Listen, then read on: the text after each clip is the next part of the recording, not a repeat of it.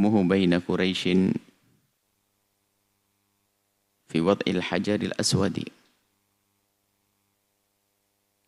Kebijakan hukum langkah yang diambil oleh baginda Nabi di tengah perselisihan kaum Quraisy di dalam meletakkan Hajar Aswad fil khamisati wa thalathina, di umur yang ke-35 yang pertama, min umri, dari umur baginda Nabi sallallahu alaihi wasallam, hadamat Quraisyun al-Ka'bata, orang-orang Quraisy menghancurkan Ka'bah, wa jaddadat bina'aha, kemudian diperbaharui lagi. Dirasa bangunan Ka'bah sudah mulai rusak sehingga dihancurkan untuk diperbaharui lagi. Waqad ishtaraka ma'ahum sallallahu alaihi wasallam fi bina'iha, dan baginda Nabi juga ikut serta di dalam membangun Ka'bah. Beliau mengangkat batu seperti yang lainnya. Bahkan ada satu riwayat menyebutkan saat Nabi Muhammad diberi petunjuk oleh pamannya Abbas agar menjadikan batu, kan kerepotan, ada batu-batu besar, ada batu kecil, ada. Agar menjadikan izar, sarungnya, penutup auratnya itu, untuk mengangkutnya, untuk mengangkat kayu, untuk mengangkat batu. Hingga sampai baginda Nabi waktu itu karena terlalu capek jatuh dan hampir atau bahkan sudah pingsan. Di saat mulai sadar atau menjelang pingsan, dalam setengah sadaran beliau yang ditanya, mana kainku, mana kainku, mana kainku. Yang artinya belum ada syariat, belum mendapatkan wahyu. Ternyata beliau adalah orang yang sangat menjaga auratnya. Dan tidak terbukti pernah tersingkap auratnya. Aurat beliau. Beliau ikut serta di dalam membangun Ka'bah tersebut. Makana yahmilu hijarata ma asyrafi Quraisyin, ikut membawa batu dengan pembesar-pembesar Quraisy. Wa ma'u ammuhu al-Abbas, disertai pamanda beliau yang bernama Sayyidina Abbas ibn Abdul Muttalib. Kemudian waqtalafat Quraisyun fi man yad'ul hajar al-aswadah. Setelah selesai pembangunan, tinggal satu yang belum. Batu hitam, Hajar Aswad. Siapa yang meletakkan Hajar Aswad? Terjadi perdebatan, bahkan pertikaian, pertengkaran, hingga hampir seperti saling bunuh. Karena setiap dari suku yang ada merasa ingin meletakkan Hajar Aswad, karena di kedepannya akan panjang kisahnya, akan dicatat sejarah bahwasanya kabilah inilah nanti yang meletakkan Hajar Aswad. Suku inilah yang meletakkan Hajar Aswad. Yang membangun jelas bersama-sama. Tapi intinya ini waktu Hajar Aswad diletakkan, inilah akan jadi catatan panjang. Dihentikan sejenak. Kemudian mereka usulkan, ada yang mengusulkan bahwa supaya adil, siapa yang keluar pertama ke Ka'bah ini nanti, besok, hari berikutnya, maka ialah yang berhak untuk meletakkan Hajar Aswad. Dan Allah ingin menampakkan bahwa Nabi Muhammad adalah kekasihnya yang akan bisa berbuat adil, yang akan dicontoh oleh orang di kedepan harinya. Baginda Nabi yang ditatangkan oleh Allah pertama kali. Sehingga di saat mereka mengetahui ternyata yang datang pertama adalah baginda Nabi Muhammad, belum jadi Nabi saat itu, umur 35 tahun. Mereka sepakat, sudahlah kalau Nabi Muhammad, ya sudah. Karena memang beliau orang yang sangat baik akhlaknya, jujur, dan tidak punya masalah di antara mereka. Betul, dan ternyata baginda Nabi SAW adalah orang yang berhak meletakkan Hajar Aswad. Tapi orang bijak akan selalu tampak bijak. Biarpun seandainya beliau meletakkan Hajar Aswad dengan tangannya sendiri, tidak dianggap bermasalah. Tapi beliau dipersiapkan oleh Allah untuk menjadi juru damai di dunia.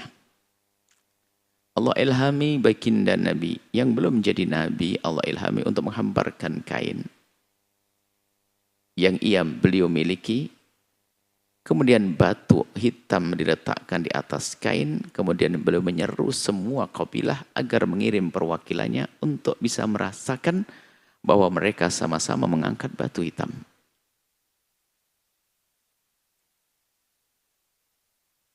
Dan orang semakin terkagum-kagum dengan baginda Nabi Muhammad sallallahu alaihi wasallam.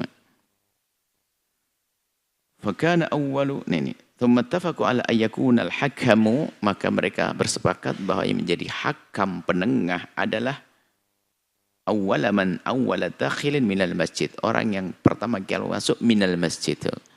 Kalimatnya minal masjid seolah-olah bingung. Ada orang kok minal masjid kan dari masjid. Kalau di sini kan minal masjid kan keluar dari masjid. Nah, ini beda memang tempatnya. Semoga bisa haji semuanya. Amin. Jadi Hajar Aswad itu adalah di Ka'bah. Ka'bah itu di tengah masjid. Jadi kalau orang dari masjid keluar, keluarnya itu dua kali. Ada keluar, ada keluar ke dalam. Keluarnya ke dalam. Keluar dari masjid tapi masuk ke dalam, ke Ka'bah. Makanya minal masjid, dari masjid keluar langsung mendekat ke Ka'bah. Waqtalafat Quraisyun fi man yad'ul hajar aswada. Itu setelah itu fakana awwalu dakhilin. Ternyata pertama kali orang yang masuk adalah Rasulullah sallallahu alaihi wasallam. Fafarihat Quraisyun bihi. Orang Quraisy senang ternyata Nabi Muhammad yang masuk. Qalu radina bil amin, kami rela dengan si Al-Amin, digelari Al-Amin, orang yang sangat jujur, amanah. Kemudian baginda Nabi fawadu al-hajar fi ridai. Kemudian kain penutup pundak. Rida itu digunakan kain yang untuk menutup badan bagian atas rida. Jadi biasanya orang itu pakai kain ada dua. Yang pertama di bawah namanya izar, yang menutup antara pusat dengan lutut disebut izar.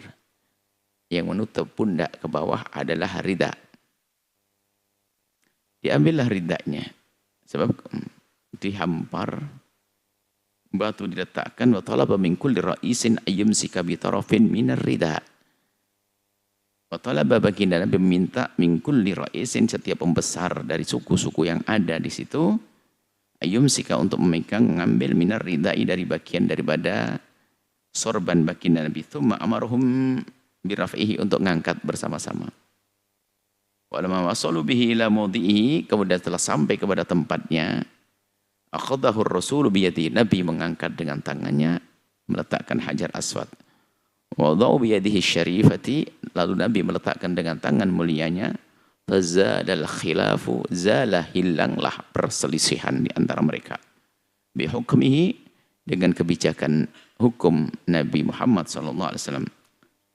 Wa ta'ajjabat Quraisyun, terkagum-kagum orang Quraisy, min quwwati fikrihi, dari kuat kecerdasan fikir baginda Nabi Muhammad SAW.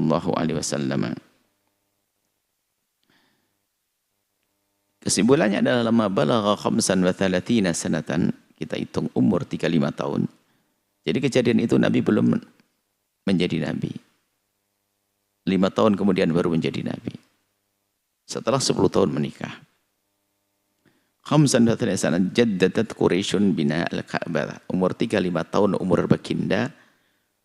Orang-orang Quraisy memperbaharui Ka'bah, wa hakamathu, dan mentahkim, mengangkat sebagai penengah baginda Nabi fil hajari, fi wata'il hajari, untuk meletakkan batu al-aswad hitam.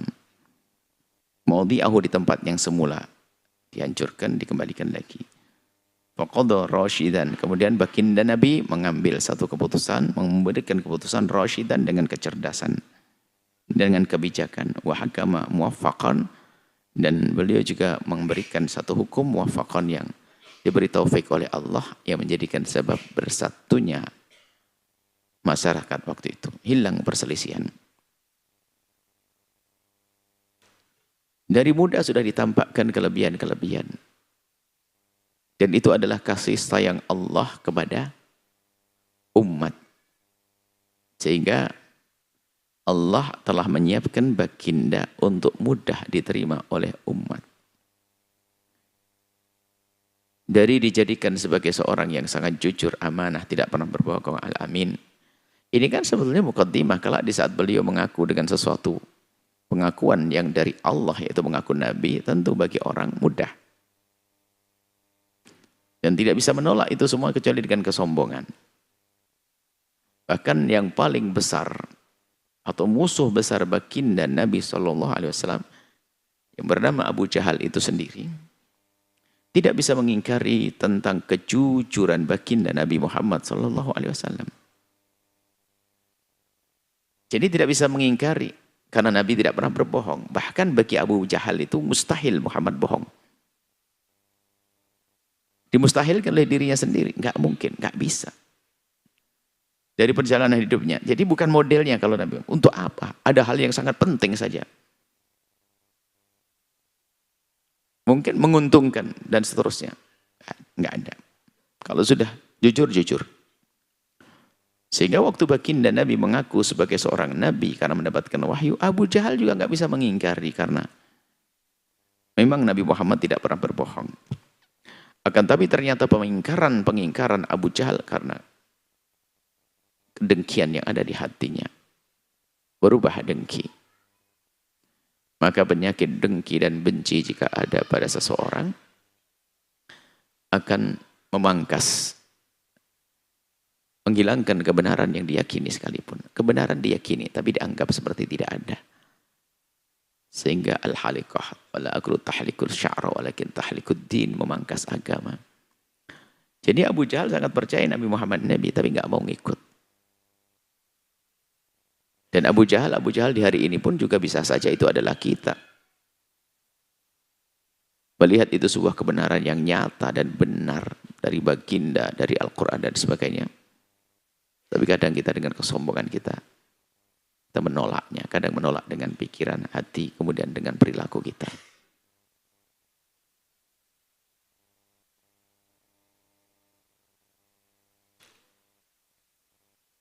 Ya, seperti itu. Nah, sampai baginda Nabi, kebijakannya tampak di saat ada kejadian. Maka yang perlu dihadirkan saat ini adalah satu sifat mulia. Siapapun yang lagi di atas, nah, jangan lupa dengan yang ada di bawah. Pandang semua dengan kasih sayang. Maka jangan sampai ada hanya mementingkan orang yang dekat saja dengannya. Nabi tidak mementingkan kabilahnya untuk mengangkat, kabilah beliau untuk mengangkat ke batu hitam. Tapi siapapun yang ikut serta di situ disertakan oleh Nabi. Jadi kecerdasan dalam kepandaian, kepiawaian dalam memberikan penghargaan kepada orang adalah bentuk akhlak mulia. Padahal cuma begitu saja kan. Tapi bisa saja orang tidak pernah punya kepikiran yang demikian. Tapi ilham dari Allah karena dipilih baginda Nabi Muhammad SAW. Ad-Darsul Ashir, pelajaran yang ke-10.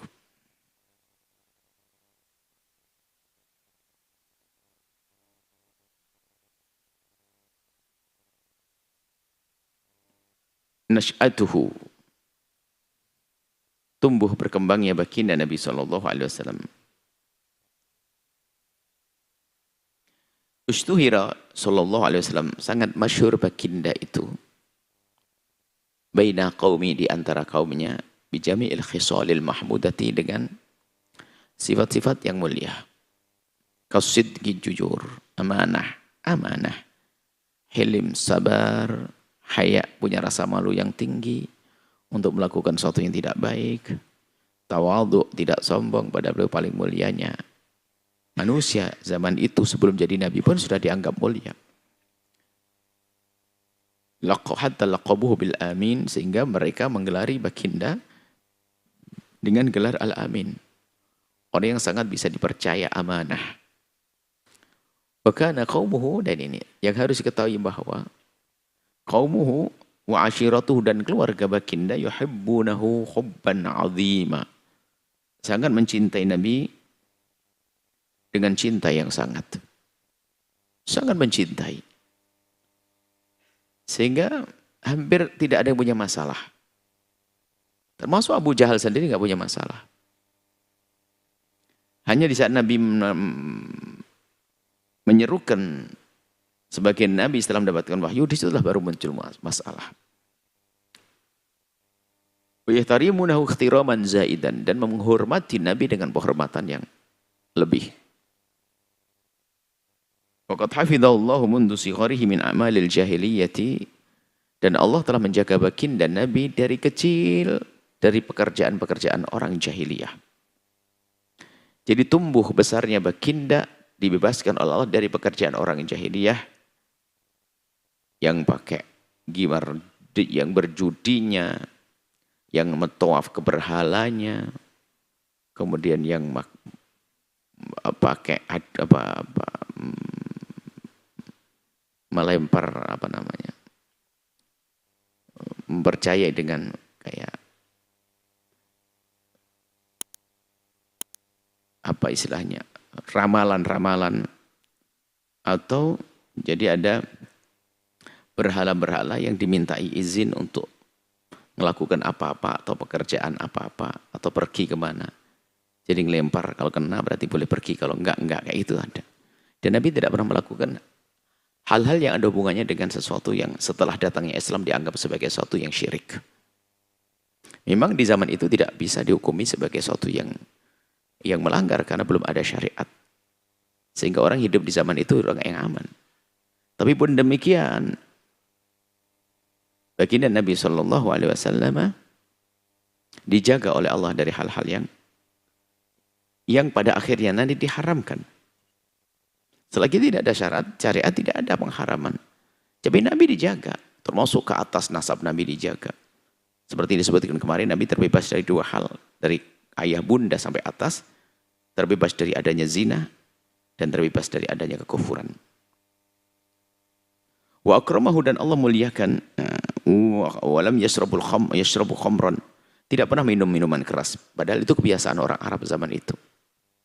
Bahkan kadang berhargaan di sebagian orang kalau datang dihormati dengan minum arak, minum tua. Walam yasjud li sonamin, tidak pernah sujud kepada berhala. Maraknya orang sujud pada berhala. Hanya beberapa orang saja yang dipilih. Wa akramahullahu qabla nubuwati, dan Allah telah muliakan baginda Nabi sebelum menjadi Nabi bimu'jizatin. Ini mukjizat istilah, bukan mukjizat syar'i. Mukjizat adalah sesuatu yang menakjubkan karena belum jadi Nabi. Tidak ada mukjizat sebelum jadi Nabi. Mungkin takbirnya saja yang baru Mungkin dalam pelajaran akidah ada irhasat. Sesuatu kejadian yang luar biasa yang Allah berikan kepada Nabi sebelum jadi Nabi. Seperti kemarin disebutkan dipayungi mendung.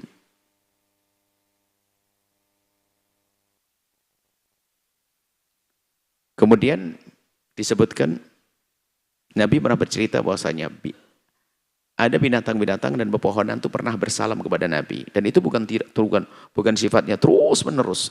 Ada pernah kejadian yang merupakan itu adalah irhasat, satu kejadian luar biasa terjadi pada Nabi. Bahkan dalam riwayat disebutkan itu terjadi sebelum Nabi jadi Nabi. Pepohonan bersalam kepada Nabi. Seperti mendung terjadi adalah sebelum Nabi menjadi Nabi. Setelah jadi Nabi, mukjizat yang lebih dahsyat lagi Al-Quran dan hal-hal yang luar biasa dahsyat. Banyak. Kejadian yang dahsyat luar biasa dalat menunjukkan ala aidami mustaqbalihi, agungnya masa depan manusia mulia ini. Minha taskhirul ghamamati, yaitu diantaranya sebelum jadi Nabi ditundukkannya mendung untuk mengiringinya, mengiringi beliau, lahu untuk mengiringi beliau. Bisafrati tsani, di bepergiannya yang kedua ila Syam, ke Syam. Ini disebutkan kedua, dalam kisah juga yang pertama. Di saat ditemani ayah pamanda beliau Abu Thalib. Yang kedua betul, yang kedua dengan pamanda beliau Abu Thalib. Yang kedua, yang pertama belum. Yang ada tanda-tanda kenabian adalah kepergian yang kedua. Yang pertama, kepergian yang pertama, bukan yang kedua. Yang dengan Abu Thalib, ada kisah kepergian beliau yang pertama adalah dengan pamanda Abu Thalib, kemudian yang kedua adalah beliau bekerja dengan Sayyidah Khadijah Al-Kubra. Justru yang disebutkan adalah tadi yang pertama. Waktu dengan pamanda Abu Thalib, Mbah Hira melihat ada mendung yang merayap, mendung yang berjalan, tiba-tiba berhenti, berjalan berhenti. Dan itu tidak mungkin terjadi kecuali untuk orang yang dikabarkan bahwa beliau akan menjadi nabi akhir zaman. Dan setelah itu kisah dikatakan selesai. Cukup untuk diberitahu Abu Thalib bahwasanya ini adalah calon nabi.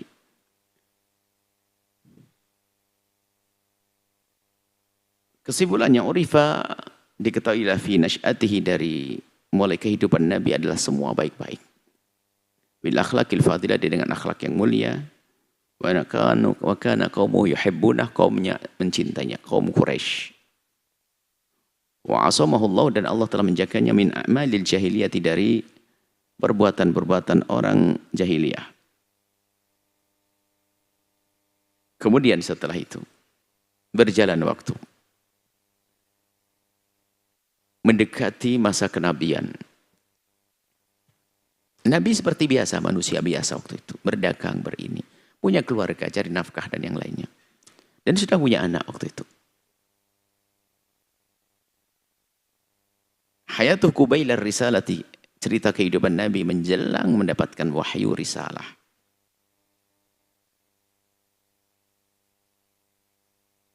Hina maqarabal arba'ina, tatkala umur beliau mendekati umur arba'in, 40 tahun, min umrihi, dari umur beliau. Ini memang dibuat secara ini satu-satu umurnya. Umurnya ini umur ke-40-an tahunan lah. Habbal ibti'ad anin nasi wal ibadata.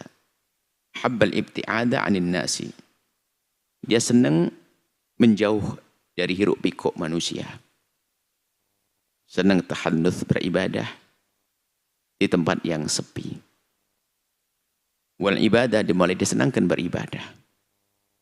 Jadi ibadah memang sudah ada dari turun-temurun di Mekah itu, termasuk orang yang tawaf di Ka'bah itu sudah ada, diambil dari kakek moyang baginda Nabi SAW, terus ke atas sampai kisah kakek beliau, yaitu Sayyidina Ismail. Termasuk ajaran-ajaran yang tersisa dari ajaran-ajaran dari Nabi Ibrahim, Nabi Ismail. Tentang apa yang dilakukan, sholat dan sebagainya ada. Wa kana ya'khudhu ma'ahu zadah. Yani wa qad ikhtara li ibadati ghara Hira. Dan Nabi di saat itu dirindukan untuk beribadah menjauh dari hiruk pikuk manusia, karena Mekah tetap menjadi keramaian. Sebab telah dijadikan Ka'bah itu tempat berdatangnya orang-orang dari penjuru. Wa kana ya'khudhu ma'ahu zadahu, kemudian mengambil bekalnya. Wa huwa jabalun ala tariqi Makkah. Gua Hira adalah satu bukit, gunung menuju Tariq, jalan menuju Makkah. Kita sempat pernah melihatnya dan sekarang sudah dibuat. Dibuat miniatur. Di samping dibuat jalan yang sampai ke atas. Dulu pakai jalan kaki manual, jalan kakinya belum jalan kaki, masih jalan sangat alami, justru itu lebih mudah. Jalan alami lebih mudah karena jalannya datar, biarpun agak lama. Setelah itu dibuatkan tangga, cuman tangga itu kalau kita rasakan, kalau tangga itu tinggi, melangkahnya terlalu lebar, itu juga capeknya lebih. Jadi setelah dibuatkan tangga bukan tambah enak. Kemudian setelah itu diperbaharui lagi, sekarang ada bisa kendaraan, katanya ada jalan melalui jalur mana, bisa mobil ke atas. Tapi kita belum pernah mencobanya yang ini. Tapi di bawah kita sudah melihat beberapa kunjungan terakhir, sudah dibuatkan miniatur. Gua Hira. Persis dibuat Gua Hira, biarpun belum naik ke atas, naik ke bawah, foto sudah persis hasilnya. Jadi bawah aja lah, biar gak capek, enggak usah. Hah? Tidak ada unsur ibadah naik ke atas, kecuali ingin menghayati begitu dahsyatnya perjuangan baginda Nabi SAW dan Sayyidah Khadijah Al-Kubra. Kalau kita tujuannya untuk menghayati itu oke. Kalau enggak ya etikaf di Masjidil Haram jauh lebih bagus. Dan melihat perlu kita agar tahu seperti apa sih. Jadi guanya itu adalah naik sedikit, kemudian lubang di bawah, kemudian masuk gitu. Dan sayangnya memang tidak terpantau oleh bimbingan, sehingga tempat yang sempit seperti itu kadang ibu-ibu yang kalap ikut turun, di situ banyak kaum pria. Mau tidak mau akhirnya desak-desaan. Nah, kayak begini kan yang semula sesuatu yang tidak haram menjadi tidak baik karena berdesak-desaan. Jangankan kok Gua Hira, mencium hajar aswad pun bagi wanita yang tidak aman tidak perlu memaksakan diri mencium hajar aswad. Jadi dalam menjalankan syariat Nabi itu harus ada pertimbangan-pertimbangan, mana yang lebih penting, mana yang lebih penting, lebih penting. Baik, itu adalah Gua Hira. Lumayan, Masya Allah, bagaimana Sayyidah Khadijah yang selalu mengirimi baginda Nabi SAW untuk kebutuhannya. Wa kana yata'abbadu ala dini jaddi Ibrahim. Beribadah sesuai dengan petunjuk sisa-sisa dari agama Nabi Ibrahim. Karena sudah jauh sekali jaraknya. Jadi Nabi Muhammad itu dari keturunan Nabi Ismail. Adapun nabi-nabi yang lain, Bani Israel itu dari Nabi Ishak, Bani Ishak, Yakub. Yakub ada, terus ke bawah. Yakub dengan Nabi Yusuf dan terusnya ke bawah, ada nabi-nabi. Jadi dari Sayyidina Ismail tersimpan baru keluar setelah itu baginda Nabi Muhammad SAW sebagai penutup para nabi. Wa kana yata'abbadu min 10 ayyamin ila syahrin, 10 sampai sebulan. Khulasah kesimpulannya, hinama qurba min al-arba'ina, di saat umur baginda Nabi sudah mendekati umur 40 tahun, habbal uzlata, beliau senang untuk menyendiri, jauh dari hiruk pikuk manusia. Wa kana yata'abbadu, beribadah fi ghari Hira, di Gua Hira, ala dini Ibrahim, sesuai dengan petunjuk daripada agama Nabi Ibrahim alaihissalam. Khulasatud daurul awal, ini ringkasannya, ini adalah pelajaran pertamanya atau kursus pertamanya sudah selesai.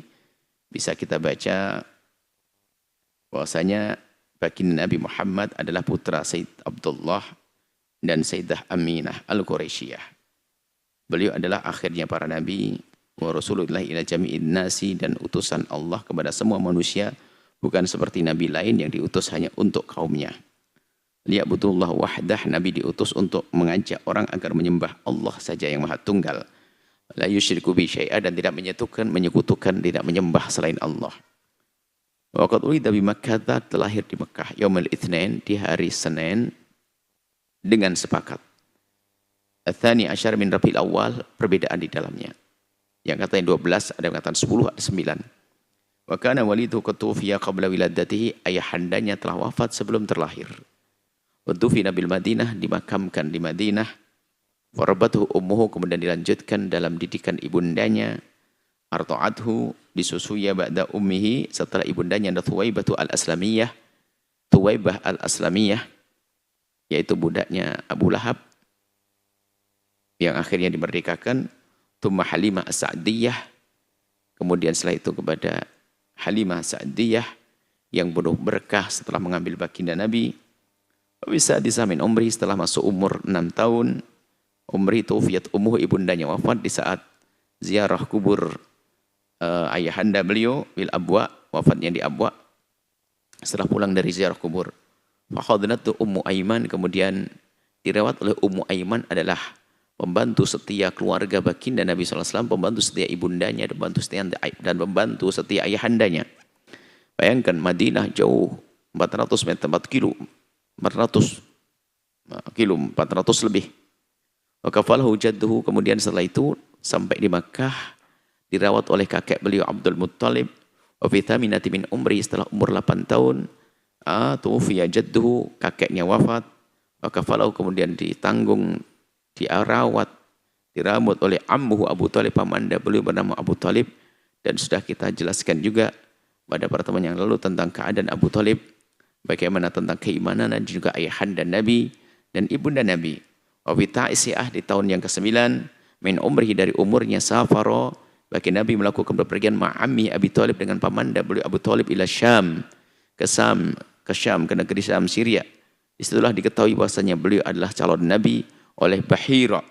Wa ra'ahu Bahira rahib, Bahira sang tokoh agama ini melihat, fa'arafahu, dan mengenali. Rupanya sudah kenal Nabi dari buku-buku yang dibaca. Oh, ini orangnya. Wa bil khamisati wal 20, di umur yang ke-25 min umrihi, dari umurnya, safara fi tijaratin, untuk berdagang, li Sayyidah Khadijah, membawa dagangan Sayyidah Khadijah. Wa ba'da ruju'ihi, setelah pulang dari perdagangan yang dahsyat ini, yang membawa keuntungan bisyahrin 2 bulan, tazawwaja biha, menikah dengan Sayyidah Khadijah al-Kubra. Wa kana umruha 40 sanatan, umur Sayyidah Khadijah adalah 40 tahun. Wa bil khamisati wa 30, kemudian setelah itu di umur yang ke-35, ini rentetan kisahnya, min umrihi, dan dalam umur Nabi umur 35, ishtaraka ma'a Quraisyin, bersama-sama orang Quraisy, kerja bakti fi bina'il Ka'bati, untuk membangun Ka'bah. Wa hakama bainahum, dan telah menghadirkan satu wa hakama, dan menengahi, bainahum, di tengah-tengah mereka yang ribut, fi wat'il hajari, dalam meletakkan hajar al-aswadi, yang hitam tersebut. Makanah, untuk dikembalikan ke tempatnya. Ribut, belum menjadi penengah. Waqad ushtghira baina qaumi bil khisali al-mahmudati, beliau sudah sangat masyhur di kalangan keluarganya, kaumnya, dengan akhlak yang mulia. Wa kanu yuhibbuna wa yahtarimunahu, mereka sangat mencintai dan memuliakan baginda Nabi, hatta laqabuhu, sehingga menggelari baginda Nabi bil amin, dengan gelar al-amin. Wa qad hafizahullah, dan Allah telah menjaganya, min a'malil jahiliyati, dari kerjaan-kerjaan tidak baik dari kaum jahiliyah. Wa habbal ibti'ada, setelah itu baginda Nabi senang untuk menjauh, anin nasi, dari hiruk pikuk manusia, hina maqarrabal arba'ina, waktu mendekati umur 40 min umri, dari umurnya. Wa kana, dan baginda Nabi, yata'abbatu, melakukan satu ibadah, fi ghari Hira, di gua Hira, ala dini jaddih Ibrahim, sesuai dengan petunjuk sisa-sisa daripada agama Nabi Ibrahim alaihissalam. InsyaAllah kita akan lanjutkan nanti ad-dur tsani min hayati Rasulullah. Ini adalah kelas kedua, bagaimana kehidupan Nabi SAW, dimulai dari mendapatkan wahyu menjadi wahyu. Ini ada bab baru setelah menjadi Nabi. Ini sebelum menjadi Nabi. Wallahu a'lam bissawab.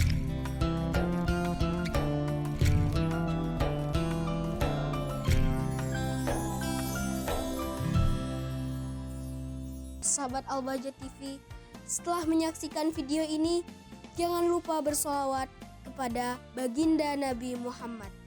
Shollu ala Nabi Muhammad. Allahumma sholli alaihi wa ala alihi wa sahbihi.